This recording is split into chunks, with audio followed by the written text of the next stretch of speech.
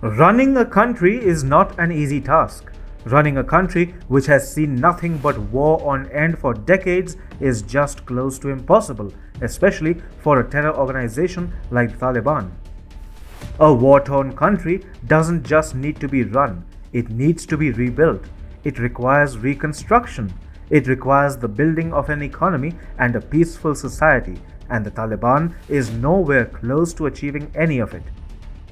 The Taliban are currently trying to win the Panjshir province, and they are also trying to fight internal rebellions. To top it all, a fight with the Haqqani network has broken out in Kabul. Speaking plainly, the Taliban is clueless on how to handle so many problems all at once. Hi and welcome. This is TFI Global, the foreign affairs and geopolitical analysis arm of the TFI Media Group. I am your host Sanbir Ranhotra, and in this video I will tell you how Taliban is living its worst nightmare in Afghanistan right now. Let's begin.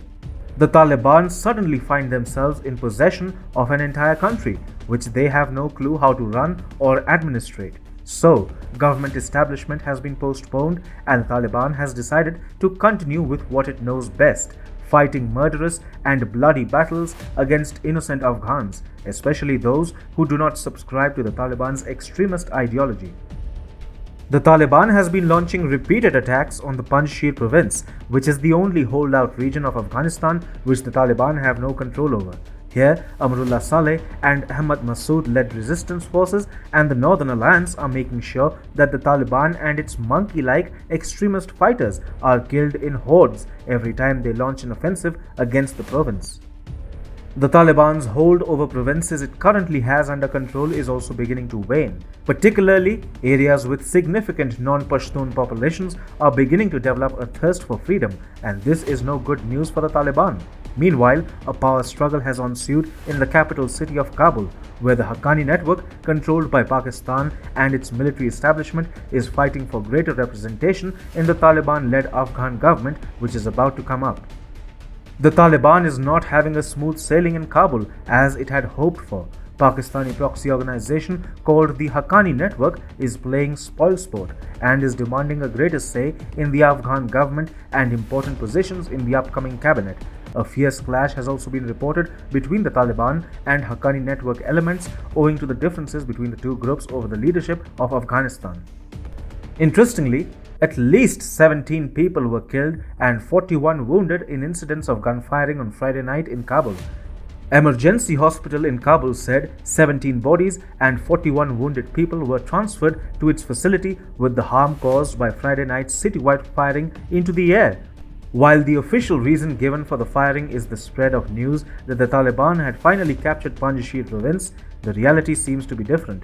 Panjshir was never captured by the Taliban. Instead, the group got its bottoms kicked in the impenetrable region.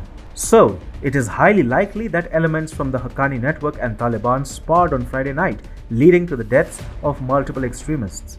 It is no surprise, therefore, that Pakistan dispatched an entire intelligence and military contingent of high-ranking officials to Kabul on Saturday morning to help the Taliban in government formation and to assist the Taliban in reorganizing their army in order for them to control their territory.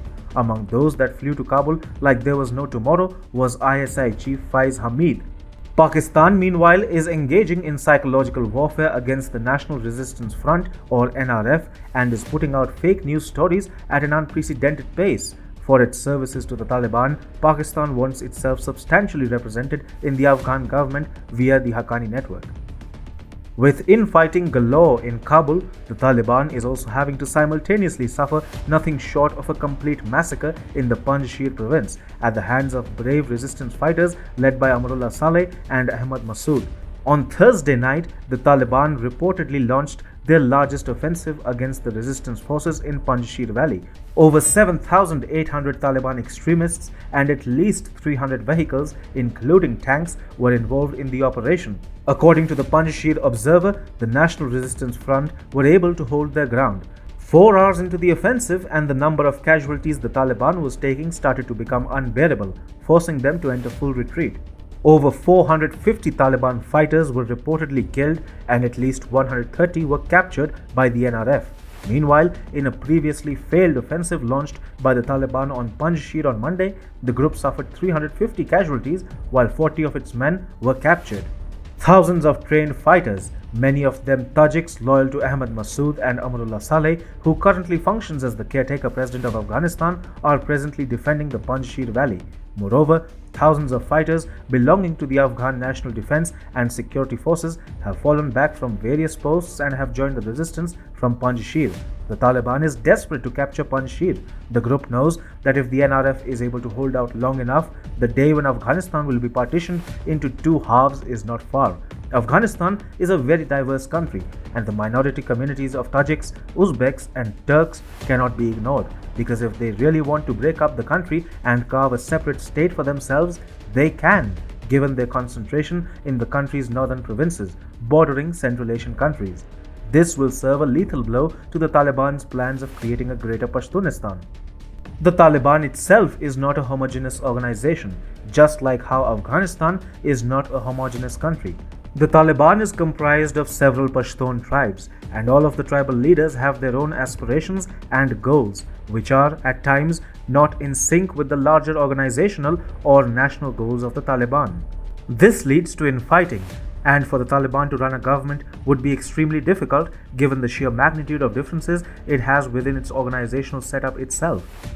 These fault lines will only be exacerbated when the Taliban sacrifices its own leaders to please and accommodate the Haqqani network. With repeated failed attempts at establishing control over the Panjshir province and having no international standing whatsoever, the Taliban will find it incredibly difficult to run an entire country. Afghanistan getting split into two halves is not a far-fetched proposition. It is, in fact, a very likely possibility.